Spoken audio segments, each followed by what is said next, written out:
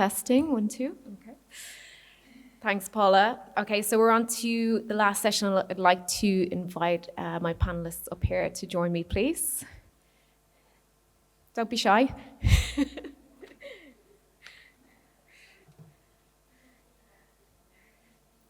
Anywhere you like.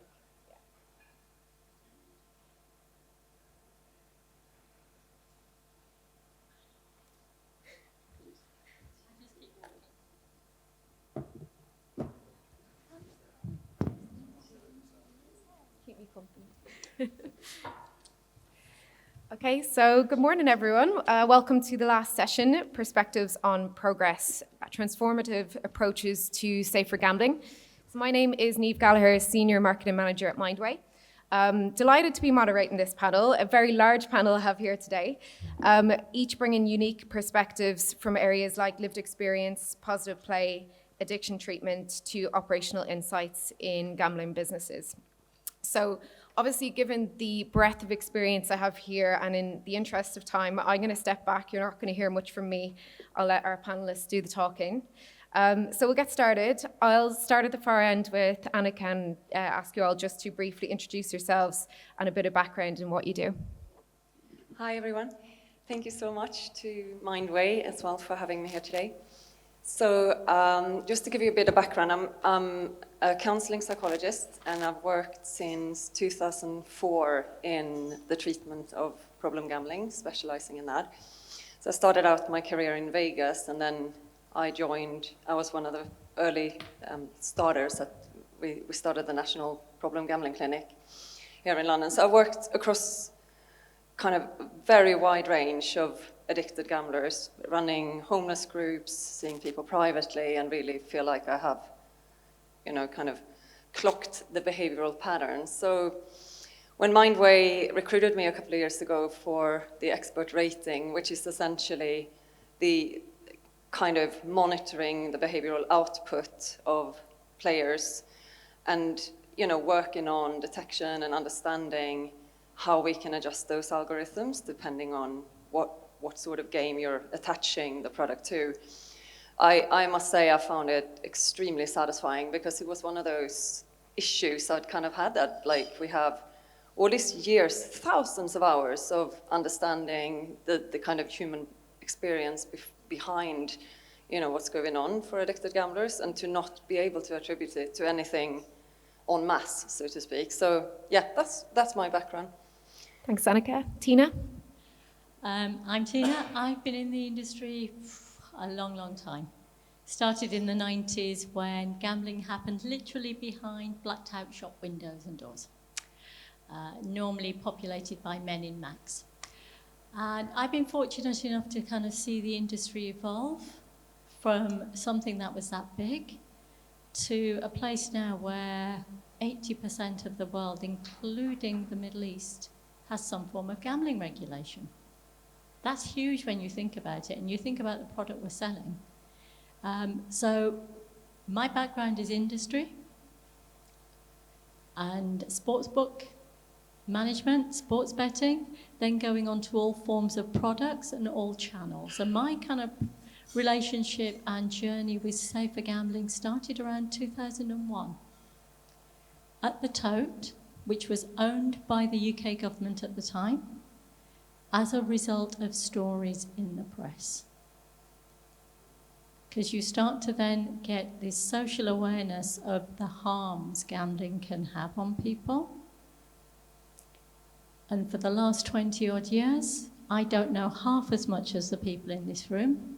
All I know is, as an industry, we can do better, we can always do better, and we should do better. Because if we don't care about our customers, we won't have customers. Thanks, Tina. Dave? Hi, everybody. Thanks for having us, Mindway and Vixio. A pleasure in such a grand venue. Nice to see a lot of friendly faces today as well. So my name's Dave. I work at Better Change. We're a safer gambling positive play consultancy, and we provide training and educational services to the gambling industry all over the world, not just in the UK, although a lot of our work is in the UK. We are based in Gibraltar as a business. We were founded from the industry. So our founder used to work for many gambling operators at a high level. My personal background is in education and sport, working for some governing bodies of sport, and like a lot of people, I fell into the gambling industry. Absolutely love the industry what I work in now. Worked in it for 4.5 years. My background before that, as well as working in sport, was I enjoyed gambling. I've always enjoyed gambling. I grew up in a very gambling-related town in the north of England, and probably see different sides of gambling to what we talk about at a lot of conferences, about the socioeconomic benefits of gambling and how it can really drive the culture of a town. And I think that that's really interesting, and I enjoy talking about it. Anyone who's heard me speak before will know where I come from and what I enjoy. So, yeah, that's me, and looking forward to being part of the panel. Thanks, Dave. And Paul? Good morning, everybody. Great to be here to support Mindway, and Steve, Paul, Rasmus, Kim and the team, who are an important partner of ours. I'm CEO and founder of Epic Global Solutions. So we are a consultancy that is based in lived experience. We're the largest employer of people who've had gambling problems and now post-treatment go on and try and prevent that happening to other people. So again, it's education and awareness, it's training, and it's board level down consultancy. And we work with some of the biggest brands in gambling and sport around the world. So pleasure to be here. And last but not least, Pete. Hello, everybody. Yeah, just to echo the thanks for the opportunity to be here. So my name's Pete Wallace. I'm the Senior Safer Learning Specialist at Evoke. Similar to Dave, really, I ended up in the industry through my training background, starting originally at Sky Betting Gaming, where I led the development of all their safer gambling training, and then actually had the privilege to work with the gentleman to my side at Epic for several years, and I now have the privilege to lead on all of the player safety training at Evoke. So again, thank you for the opportunity. Great, thanks, Pete. Paul, I'm going to come to you first. So your background in lived experience and obviously your leadership at Epic Global Solutions, how do you see personal experiences, how do you see them inform player protection strategies, and are there any kind of examples that you can share of this that has led to like quite impactful changes? Yeah, sure. I mean, one of the things I missed out in the introduction is I am a recovered gambling addict as well. Between 2001 and 11, I transacted £4.8 million across 93 different betting accounts, losing 1.3 million in the process and ending up in prison. So it kind of came from personal experience, Epic in its totality. And I think, you know, when I was thinking about starting Epic, it was like, why do it? And it's a very illogical addiction. So why would 97%, I think is the latest statistics, could gamble, stay in control of time, money, cognition, but that other 2 or 3% really get into some problems that can lead to some pretty serious outcomes, such as prison, mental health problems, bankruptcy, relationship, etc. It's very illogical. Why would that be? I think if you look at other addictions, and we never say that gambling's a more serious addiction than drink or drugs or anything like that, it is more illogical. You can understand why a body would get addicted if you're putting a substance into your body, or if you're drinking, or even if you're smoking. But with gambling, it's all very behavioral, it's very psychological in terms of its nature. So I suppose when I was putting Epic together, it's a kind of who are better informed or better placed to inform that kind of research, technology and everything else than those people who've been through the addiction and recovered from it or are in recovery from it and now are on the other side trying to prevent it happening, because it is a very unique perspective. So it's not the silver bullet. It doesn't have to just be people with lived experience, but we found that that's been an important viewpoint, and we've fed into Mindway and we've fed into other places around the world with regulators as well. In terms of it working or not, I suppose I'll just touch on 3 things really quickly. As I said, our main intersection is around sport and gambling. So within sport, some outcomes of that, we're in the 8th year of a program with the English Football League. So we've worked with all 72 clubs every year for 8 years. So we go in, and sometimes it's first team, sometimes it's academies, sometimes it's player staff, etc. But we see all 72 clubs. And we do evaluation on all the programs that we do. So it gives you, over a period of time, it gives you some real statistics. And what we found within the English Football League is players come forward earlier now. They're 46% better informed in terms of how to spot signs of problems within themselves and their teammates, where to go for treatment and so on. So we've got players appearing for treatment or appearing for help, but they're doing it earlier in the spectrum. So before it gets to a point where it's affecting their career, their performance, their finances and everything else. So I think that's a really important outcome for any education or training program. In America, where we do a lot of our work now, we've worked with the NCAA, which is the National College Athletic Association, and we've worked with 110,000 student athletes face-to-face on different campuses all across America.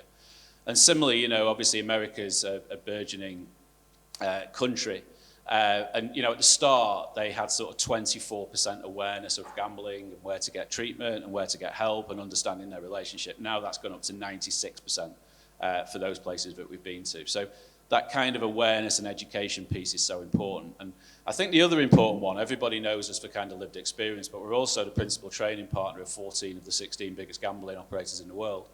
And we go in and we do interactions masterclass training, we go in and do gambling harm awareness training, we go in and do suicide awareness training. And, you know, one of the things that I'm most proud of is the uplift in standards of those people who are talking to customers every day within operators. So it's not just epic training, there's other things as well, but the quality of interactions at an earlier stage are night and day to what they were 10 years ago. And I think that's a really important population, both for the operator themselves in terms of staff turnover, but also for that interaction and that experience of the customer. In that if the customer phones up and they're showing signs of problems, or they're you know, making threats or bonus begging or whatever, those frontline staff need to be prepared to be able to answer those questions and deal with that interaction in a positive way. And the feedback we get from the main operators we work with, the tier 1, tier 2s, is that it's made a really solid difference. So they're just 3 examples of how lived experience has fed into that. Okay, great. And staying on the kind of education piece, Dave, I'll come to you next. There's always talk at industry events about collaboration. It's always a thing that comes up. I'm curious, your role as Director of Strategic Partnerships at Better Change, how do you see the role of partnerships in promoting positive play? Cheers, Niamh. Yeah, I think collaboration's that buzzword that's 4 or 5 years, and people walk out of the conference room and don't really collaborate afterwards. It just sounds good and it ticks a few boxes. But what we found really over the last 2 years, I'd say, is collaboration is something which is happening a lot more. A few examples of that, and I know there's a few people who are involved in this room now. 18 months ago, we decided to do some training, video training for the industry, and we decided to get the industry to do it. And we got people from, I think, about 16, 17 different operators to come up to Leeds, of all places, great county. And they did some filming for us for 2 days. And we got some filming. We give a lot of that away for free for operators, so they've got some level of training. But what we found as a side benefit really was actually the networking and the collaboration between the operators. And it was trying to take away the brand, taking away your Paddy Power, your Ladbrokes, any other company, but realising that we're all working in the same industry. And I think when that clicked a little bit, the collaboration becomes a lot easier. And by collaboration, what I mean is sometimes just a simple conversation, knowing someone's WhatsApp number, that if something's happening, you can maybe drop a message to see how you might deal with it compared to how they might deal with something. And that real communication and not having the walls up around your business, but actually opening them up to the whole industry. And every operator will benefit if the industry grows. So by the industry growing, it's not, and someone else getting some business, it's not a detriment to your business. It's growing a thriving, sustainable industry. So from the training, we've done 3 lots of filming now. And every time, the biggest pleasure is actually getting people together from different operators who don't know each other. There have been a few people who've moved jobs from that as well, from connections I've made. So apologies if you've lost any good staff. But I do think that's another good thing that should be celebrated, that good staff are actually finding that network to then progress. And that's actually led on from that collaboration point to, we've done a few events that have just been a purely collaborative event. And it's, again, getting people to come together, a positive play event. We've been supported greatly by the Hippodrome and Sam. We've put a couple of great events on there. And again, it has a loose theme and it has a loose idea running through it. But the main benefit what everyone's getting is actually breaking down those barriers and talking and collaborating. I still think there's a long way to go with collaboration. I think we can always do more and learn off each other, but I do think where we are politically now and where we are with pressures from external anti-gambling lobbyists, I think the sooner the industry can actually all talk together and all be as one a little bit and have a bit of a united voice and not be scared to put their head above the parapet, I think that's going to help the whole industry. So to answer your question, collaboration is a huge part of my job, Niamh. I think I really take pleasure in bringing different people together, talking to different people. And I think even in the 4 and a bit years since I've been working in it, it's gradually making a move to it's going to be necessary for the industry to thrive and survive. Okay, thanks. So, Annika, over to you. Obviously, your insight is from outside player protection strategy, outside of the industry. You specialize in gambling addiction treatment. So you see a lot of deeper levels of understanding about how people behave and what drives that behavior. How do you think the industry can use those insights in a better way? Right. So I think one of my kind of missions for attending things like this, I mean, it's a real pleasure actually, because I think classically this is not a forum where you would naturally find a psychologist. We work in absolute isolation. We have very little opportunity, unless we do research, to actually get our knowledge out there. But I think when it comes to gambling, I think one of the really, really important things to remember is that, as we've heard from Professor Morrison earlier, it's a very much a state of illogic, right? So like if you're looking at what we know are the symptoms of gambling addiction, things like losing control, being in inner conflict, so essentially a part of you wants to quit, but the other part doesn't want to quit, it wants to keep on going. And you look at the output of that being behaviors such as chasing, with gambling, unlike other addictions, you have a set of behaviors which is essentially going after more of the gambling in order to try and settle the addiction, which is totally illogical. But I think when it comes to player protection, the key for me, and I guess the kind of overarching critique, if you like, almost, is that we're getting a lot better at prevention, I think. We're getting better at kind of identifying who are those people who are going to later come to harm, and products like what Mindway is offering gives us that kind of dynamic opportunity to not necessarily go with a fixed group, like this is the vulnerable group. It's more about saying, when a person starts displaying this sort of behavior, they're highly likely to go on to develop an addiction. But where I think we have a problem still is where the so-called protective strategies, what we're not paying attention to enough, in my opinion, is the fact that you then have this illogic. You have a set of behaviors that directly interfere with somebody's ability to engage with those products. So essentially, you got a person who's in the midst of a chase, trying to get rich or win back what they lost or whatever. A person who's gambling on a day like that is not going to respond particularly well to a small message saying you're likely to lose. They're on a mission. They want to gamble that day. So I think for me, this is about bringing player protection to a slightly, it sounds like a bad word, but like to a slightly more forceful place, actually, trying to be more kind of, we have to think almost like tough love here. We have to think, what is best for this person?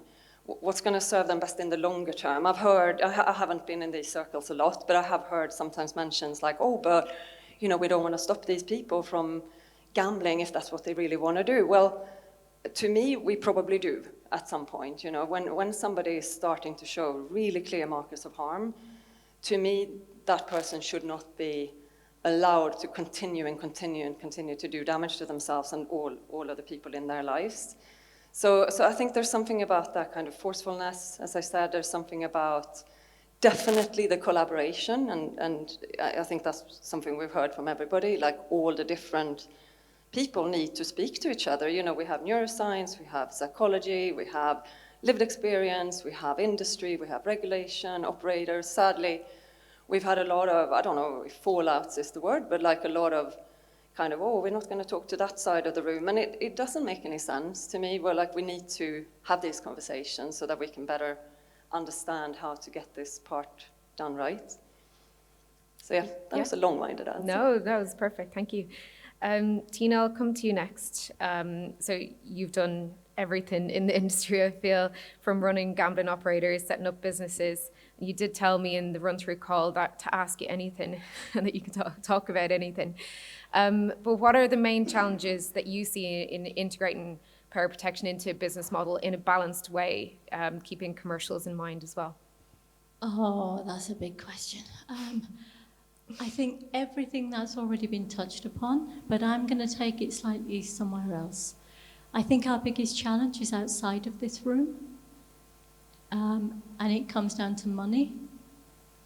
And what I mean by that is we may have a tax increase coming up very soon. That is going to have a massive impact on what operators can do and the choices they have to make.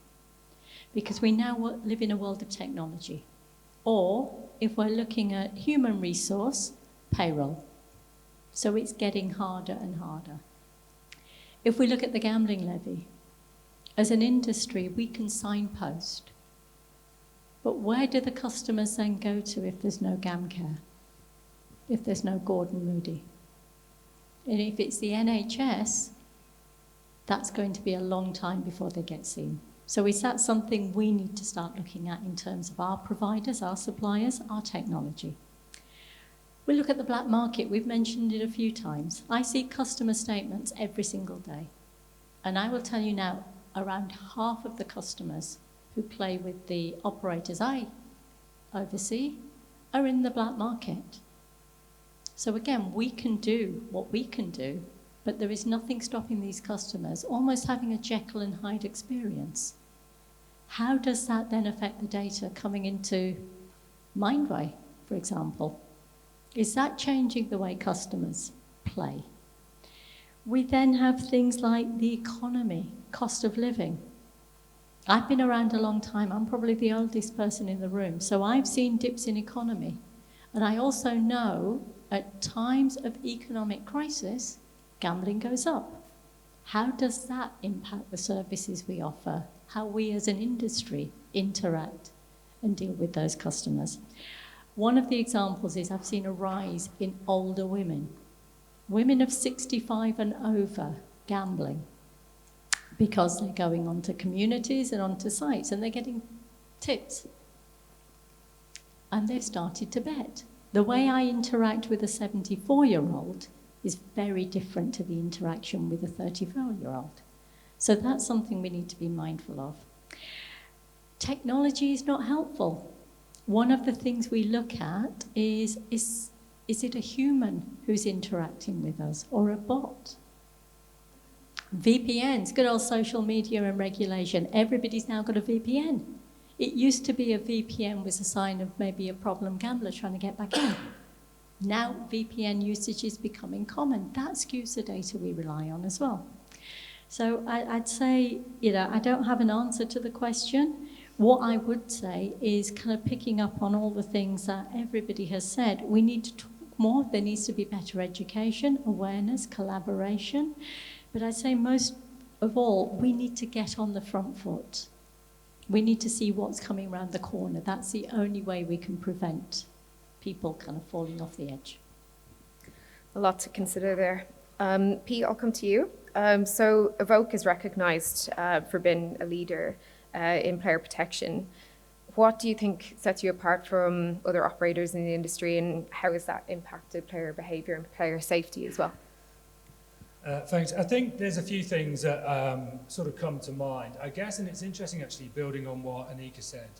One of the things that we're particularly proud of is in-the-moment modelling, which we've introduced, which essentially is a real-time single marker identification, which allows us to then deliver escalating approaches with the customer. And we're already seeing some really good data coming back from the effectiveness with our customers. We've, of course, began implementing Mindway as well, which is quite exciting. I think in our retail estate as well, the introduction of WIPs has been particularly powerful. So WIPs allows us to basically track customers across products and across locations, which, as anyone who understands retail, has historically been quite a challenge. And that's, again, has been proving to be really, really positive and provide some really rich data, as has the implementation of time and spend modelling as well, which, again, is that management of that data to allow us to do that identification. But I think selfishly, with my role in training, one of the things I'm quite excited by, and apologies for those that are in the Know Now conference, recently you heard me talking about this, is really how we're developing our approach to the training of our colleagues, and in particular in the retail estate.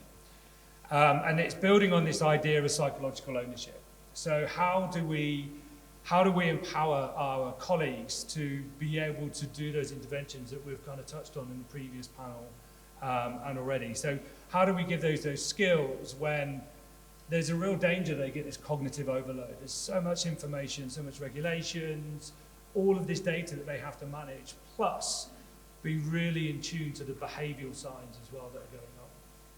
So the approach we've really focused on is how do we build that clarity and how do we then build that competence? And I was really intrigued by the last panel on Kim's points about dopamine, because one of the things we build with our colleagues is just that basic understanding of what's happening in the brain for our customers, not trying to make them neuroscientists or counsellors, of course, but just that understanding, because that can then really build that empathy. But also, how do you overcome those nerves? Because it is a challenging thing to do, to go and interact with somebody. So how do you understand your own self-talk and manage that self-talk so that you can then go and deliver that really good interaction?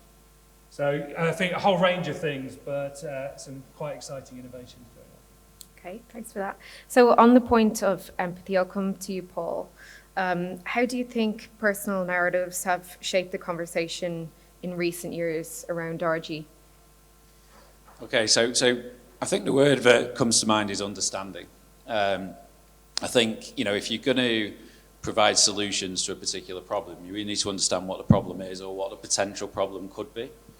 And I think, as I said before in my previous answer, lived experience, personal narratives can certainly lead into that. I think the work that Annika does as well in terms of psychology and academics and stuff as well, it's about building a knowledge around what the problem is or could be. And I also completely agree with Tina. We've got to get on the front foot with this. It's not about reacting to things. I think everybody in the whole ecosystem of gambling needs to be proactive rather than reactive going forward. And I think that's exactly what Mindway does. It's exactly what Epic does with its training and things like that. Let's stop the problems before they go. So for me, personal narratives, it gives that. Yeah, it gives personal experience, but it gives you the insights into that so you can prevent the problems of now and tomorrow. I'll follow up with the same question to you, Annika, in regards to psychological insights. How's that shaped the conversation? Well, I think maybe to date it hasn't shaped it so much, to be honest, because I haven't been to too many of these, and I'm not aware that clinicians necessarily have a seat at all these tables, if I'm honest. But it's very similar to what Paul is saying. I think they're adding to it perhaps is something about the reality testing of the products that are put in place. Like, what has to then, again, we have to come back to this thing of, is this product actually going to work in a meaningful way on somebody whose symptoms are all around having lost control, having inner conflict? If it's not robust enough to touch somebody who literally cannot operate with conscious control anymore, you got to adjust what you're doing to intervene there, right? And I think, and this is not something I'm sounding really blamey when I'm saying this, but I think literally there is a lot of people who simply do not understand the depth of addiction. They don't understand, we can understand kind of roughly, it's somebody who, does too much of something that's causing them harm, but to fully grasp the fact that these people have lost control. They cannot, when you get to the extreme end,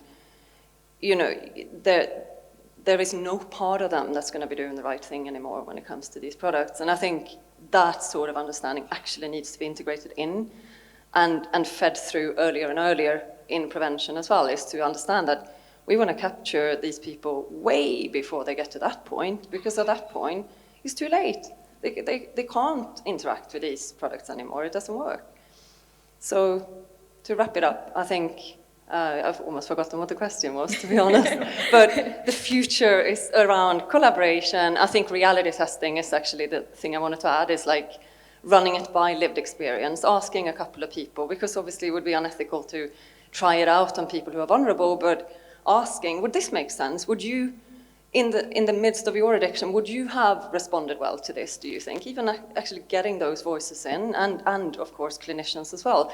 Remembering we see all of the underlying psychological processes, we see the distorted cognitions, we see their fluctuations in terms of impulsivity, how reasonable they sound on one day, and then yet how dedicated they are to going forward with the gambling on a different day. So like grasping all of that into kind of safer gambling is important.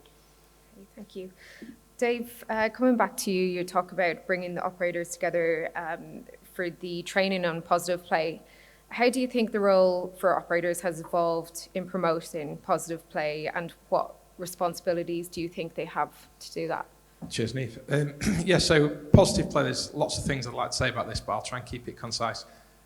Positive play is actually safer gambling for people who gamble, and that's quite a clear thing. Where actually, I think in this country specifically, over the last few years, safer gambling has almost a little bit been hijacked by gambling harm. But it's two totally different things, and there's different services, different products, different companies available for those.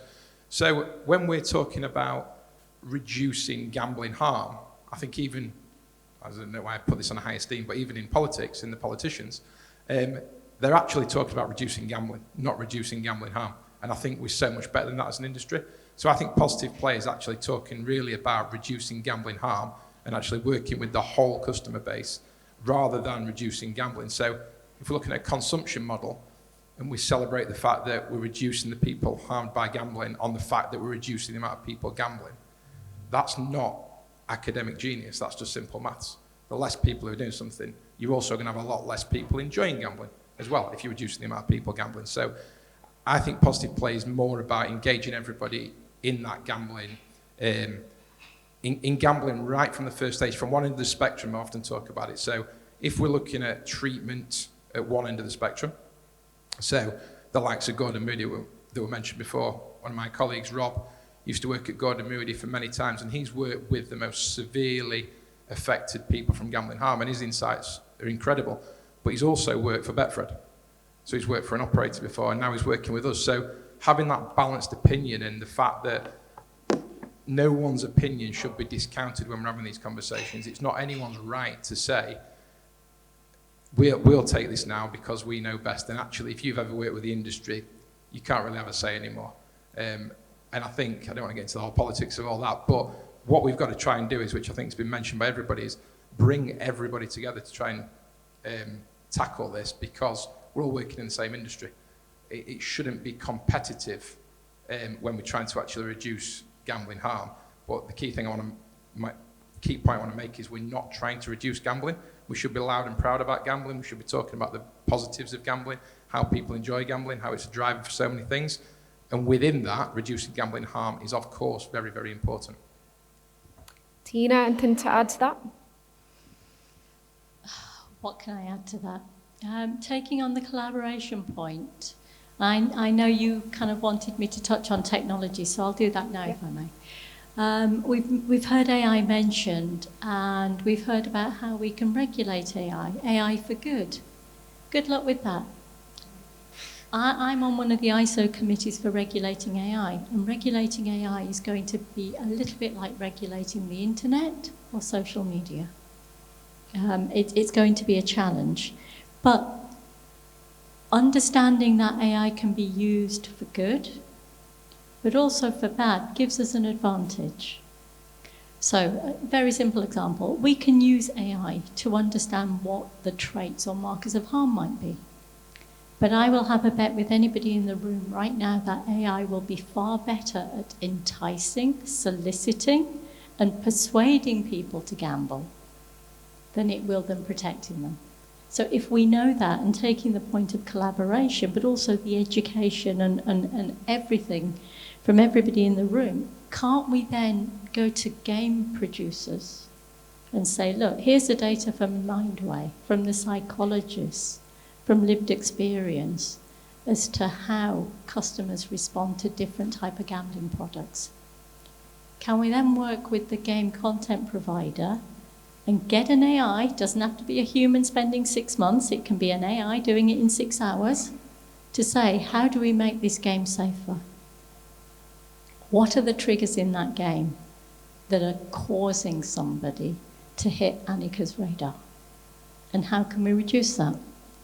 One of the easiest things in the world might be to say, right, let's create an AI problem gambler.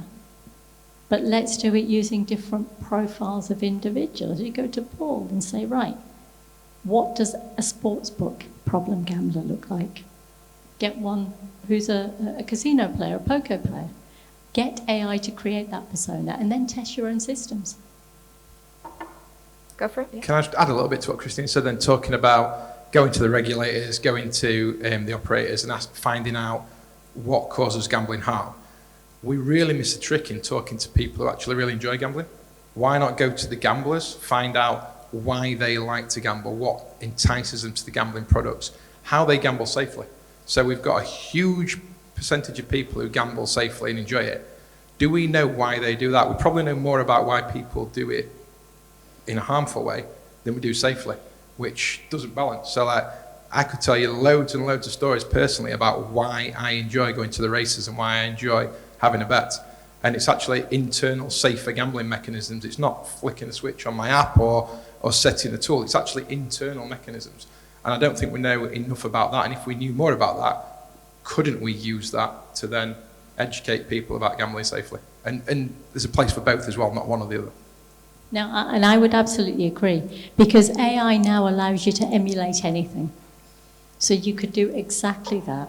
And you can take everybody, create a profile, put them in front of a gambling opportunity and see how different people behave.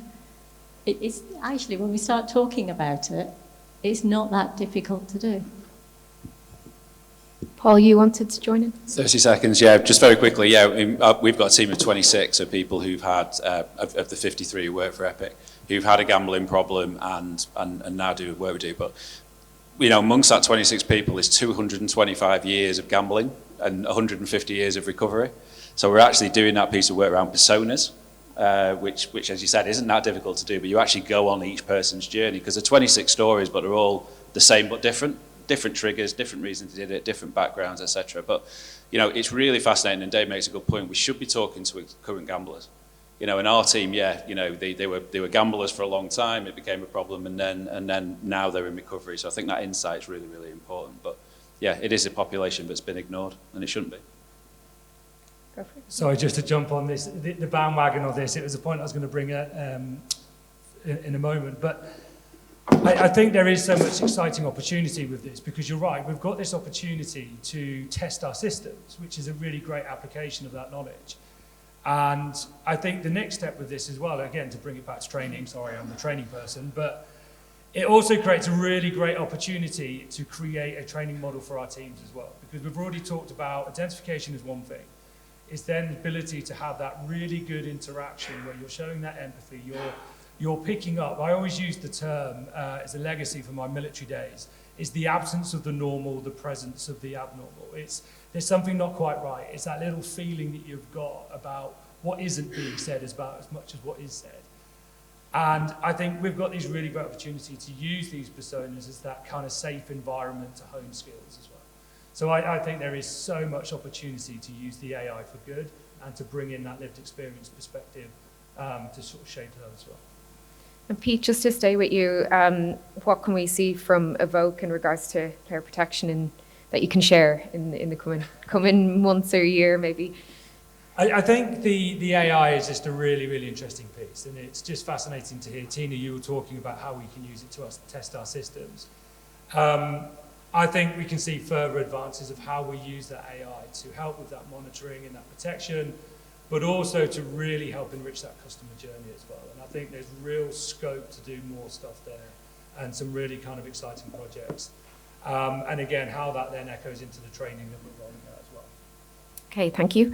We're nearly at time, but I'm going to ask each of you just to give one insight. Let's say we're back in this room, 2026. What change would you have liked to see in the industry happen? Annika, I'll start with you. I think it will almost be a repeat of what I just said, the slightly moving towards a better integration of the human experience behind the output, so to speak. So like really understanding for those who are in the position of creating these products for play protection, to understand what goes on behind that, you know, like not just the output, but understand more of the human experience and the many conflicts that goes with that, and to see that reflected in some sort of product or prevention mechanism that actually incorporates that understanding. That would be my hope. Thank you. On to you, Tina. Please, can I have two? I'll be very quick. Okay. One is with the technology. Mindway can do it, and Mindway has all the resources around this room that it needs to do it. Go talk to a game provider. They're developing AI live dealers. What if that AI live dealer could also do interactions based on the monitoring? And the second thing I would like to see this time next year is somebody having done something to stop the black market, because everything we do is undermined by black market access. Yeah. Dave? Aviator back generational game this time next year. As long as it's back, that'd be good. No, seriously, I think that bringing the far left and the far right together, which is a bit philosophical for the whole nation at the moment, but the Gambling with Lives, the anti-gambling lobbyists, there's a dangerously loud voice they've got in policy and where we're going with gambling. And unless we bring that close together and have them in the room today, have them at the many events that we go to, and have that adult conversation about what's the end goal, what can we work together, what can we learn from their thoughts and their experiences, what can they learn from the industry. And I think at the moment it really is a them and us attitude. So if there's any way to bring that together at all and try and find a way forward. Thanks, Dave. Paul? I'm going to cheat and have two very quick ones as well. Okay. I'm going to share the messages that I gave to some of the senior Evoke people last Thursday, Flutter all day yesterday, and Tane tomorrow as well. I think this is a really pivotal point for the gambling industry, frankly, in the UK at the moment, in particular. And I think the real danger is that they think the statutory levy is their job done. You know, we're paying this 1% tax and whatever. And I know there's a wider tax conversation as well, but I think it's the worst thing that the industry could do is just say that 1% job done. I think they need to push on, they need to be innovative, they need to do more, they need to show that they genuinely care, because I think there's a lot of populations around the ecosystem who are looking. I think the other thing is something I've been advocating for a while. They need to be more bullish about the good stuff that they're doing. So they're very much head below the parapet, you know, and it's kind of, we don't want to look cynical, you know, we don't want to get attacked if we say something or whatever. There is so much good stuff that goes on in the industry around player protection and not least the people in this room, but they just don't talk about it. Whereas the other side, which you call it, it's terrible, but we call it sides, but they are a very well coordinated political machine almost at the moment, and they will talk about everything that's bad about the industry. So I think the industry needs to be more bullish and fight its corner a little bit more, and that's what I'd like to see over the next 12 months. I have to agree with you. I think that would be your second point, because when I talk to friends who are outside the industry, they're like, oh, there is good in the industry. I'm like, yeah, there's a lot of education pieces missing there. Pete, you can wrap it up. Yeah, I think linked to that, I think the one thing, and I was sort of consulting with my peers about this, is improve consistency, I think, across the different sectors within the industry. We're only as good as our weakest link. And I think you're absolutely right, we've got to be really bullish, but if we're opening our flanks up to some kind of criticism because of something that's happened, that makes it so much harder to do that. So I think that consistency across the industry will really help us develop that footing. Okay, great. Nothing else to say. Here's some great food for thought and discussion points for afterwards as well. So thank you once again to our panel, Annika, Tina, Dave, Paul and Pete. Join me in giving them a round of applause.